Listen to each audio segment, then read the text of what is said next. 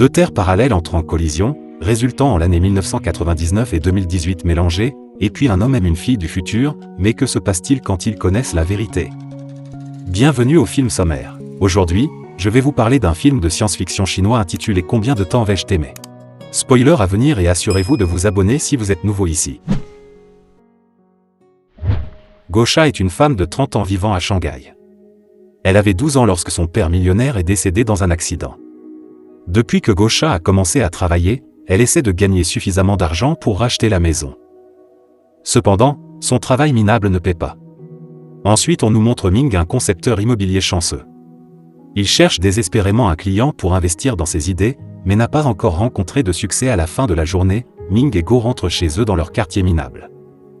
Curieusement, ils semblent vivre dans le même appartement du même immeuble. Gosha met ses vêtements dans la lessive pendant que Ming prépare lui-même le dîner. Après cela, Ming commence à laver les légumes dans l'évier et cela finit en quelque sorte dans la baignoire Gosha. De même, le contenu de la baignoire de Gosha est à l'intérieur de l'évier de Ming. Toute la nuit, leurs affaires continuent d'une manière ou d'une autre de se retrouver dans les appartements de l'autre. Ils n'y pensent pas avant de s'endormir. Le matin, Ming se réveille à cause d'une gifle au visage.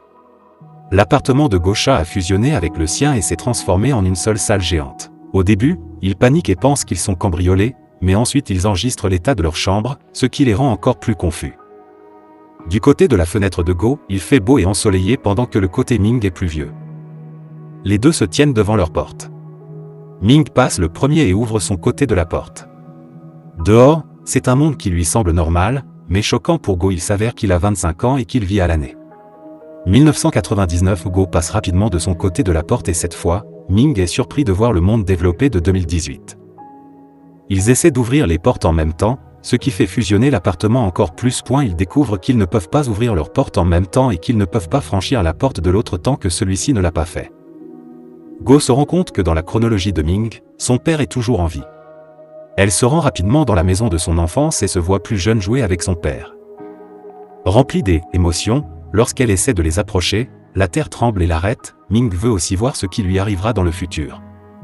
Au lieu de sortir, Go lui donne son ordinateur portable pour qu'il puisse se retrouver sur les réseaux sociaux. Ming est étonné par la nouvelle technologie, mais quand il va taper son nom, le sol tremble à nouveau. Ils enregistrent qu'ils ne peuvent pas entrer en contact avec leur futur ou leur passé étant donné que deux personnes identiques ne peuvent pas exister en même temps. Dans la scène suivante, un groupe d'hommes d'affaires et de scientifiques riches sont en réunion sur les changements dimensionnels. Selon ces recherches, une fusion des dimensions s'est déjà formée dans la ville. Maintenant, tout ce qu'ils ont à faire est de trouver les coordonnées de l'endroit. L'homme d'affaires prévoit d'utiliser le portail dimensionnel pour gagner de l'argent. On ne voit pas son visage tout au long de la réunion, mais force est de constater qu'il finance la recherche pour tirer profit du phénomène. Le lendemain, ils reprennent leur vie normale, par les côtés respectifs de leur porte. Ensuite, Go rencontre un homme d'une application de rencontre en ligne. Elle lui dit sa condition pour le mariage et il accepte avec joie. Il s'avère que l'homme possède une entreprise agricole et qu'il est millionnaire. Il veut payer seulement la moitié de l'acompte pour la maison. Il pourrait donc être acheté sous leurs deux noms. Ils se rendent d'abord à un guichet automatique pour retirer l'argent de Go et celle-ci remet l'argent à l'homme Gui avant de l'envoyer acheter une bouteille d'eau, mais pour sa malchance, il s'avère être un escroc qui s'enfuit avec son argent. Ici ce jour-là, Ming se rend chez le manager qui veut le virer. Il s'est rendu compte que Ming n'avait aucune preuve pour prouver que Zhao prévoyait de trahir le PDG.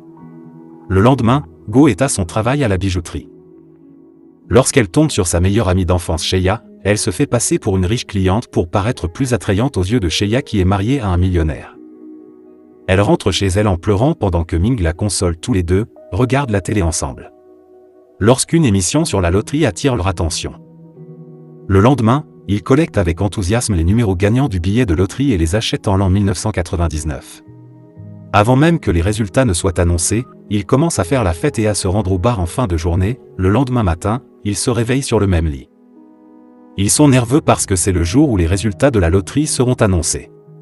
Ils attendent l'annonce avec impatience et sont ravis lorsqu'ils gagnent à la loterie. Cependant, cela ne dure pas longtemps puisque le numéro sur leur carte disparaît juste après et ils rentrent chez eux en colère. Sur le chemin tout à coup, ils remarquent le visage de Ming sur un grand panneau d'affichage. Il est ensuite révélé qu'en 2018, il a changé son nom en Shi et est devenu l'un des plus grands constructeurs en Chine. Ming est choqué de regarder son futur et Go qui se disputait avec lui plutôt commence à lui parler plus poliment. Ming se rend à la conférence et voit son futur lui-même. Ils se réunissent pour la première fois, mais l'incident provoque un tremblement de terre et la conférence doit être annulée. Shi réalise ce qui est en train de se passer quand un tas de souvenirs sont ajoutés à son cerveau. Le bras de Ming est blessé, ce qui crée également une cicatrice sur le bras de Shi. Cela signifie que tout ce que fait Ming affectera directement Shi. À l'avenir, il est alors révélé que l'homme d'affaires qui voulait profiter du portail dimensionnel n'est autre que Shi lui-même. Le scientifique dit que Ming doit revenir à ce qu'il était avant de rencontrer Go car les nouveaux souvenirs pourraient affecter sa personnalité, ce qui affectera Shi. Puis le même jour, Shi rend visite à Go au travail et l'emmène à un rendez-vous. Il prétend qu'il veut la soigner parce qu'il sait qu'elle était proche de lui dans sa jeunesse. L'homme et Ming sont les mêmes personnes, mais Go ne se sent pas à l'aise avec Shi. Go accepte de faire ce que veut Shi non pas pour la maison, mais pour l'avenir de Ming. Elle rentre chez elle le soir et embrasse Ming avant de lui dire qu'elle déménage. Elle dit également qu'elle a accepté l'offre de Shi de prendre l'offre d'emploi de directrice. Le lendemain, elle a quitté l'appartement, mais par coïncidence, sa porte est laissée ouverte par un parapluie.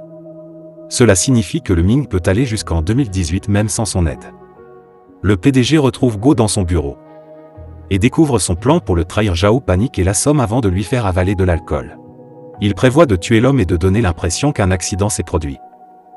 Go est chez elle lorsque Shi arrive avec le sac qu'elle devait donner au restaurant. Lorsqu'elle se retourne, elle remarque une étiquette de location sur ses vêtements et se rend compte qu'il s'agit en fait de Ming. Elle l'embrasse et lui dit au revoir avant qu'il ne parte. Tous deux pleurent, sachant qu'ils ne pourront plus jamais se revoir. Ming réalise soudain qu'elle a choisi d'aider Zhao dans le passé, ce qui est la raison de son succès. Il a repris le poste de directeur après la mort du PDG, construisant son empire sur le sang. Avec le temps, il est devenu impitoyable envers les ouvriers et ne se souciait que de l'argent. C'est pourquoi il est une personne complètement différente de Ming. L'univers a donné à Ming une chance de prendre la bonne décision cette fois. De plus, par le trousseau de clés du PDG, il découvre que le père de Go est le PDG qui s'est fait trahir par Zhao. Pendant tout ce temps, Go est orpheline à cause de la décision qu'il a prise. Ne voulant pas refaire la même erreur, Ming sauve la vie de l'homme et dès qu'il le fait, la version de lui dans le futur, c'est-à-dire Shi, disparaît. Ce qui signifie que Ming a changé l'avenir. Go n'aura plus jamais à perdre son père et deviendra quelqu'un d'autre. Cela signifie également que la Go actuelle cessera d'exister. Dans la scène finale, nous voyons Go et Ming retourner dans leur appartement dans des délais différents. Quand ils se rencontrent au milieu, Go disparaît. Eh bien, cela ne fait que nous montrer que la soif de succès n'est pas la chose la plus importante dans la vie. Abonnez-vous pour plus de vidéos comme celle-ci, activez les notifications et laissez un commentaire pour aider la chaîne. Merci d'avoir regardé.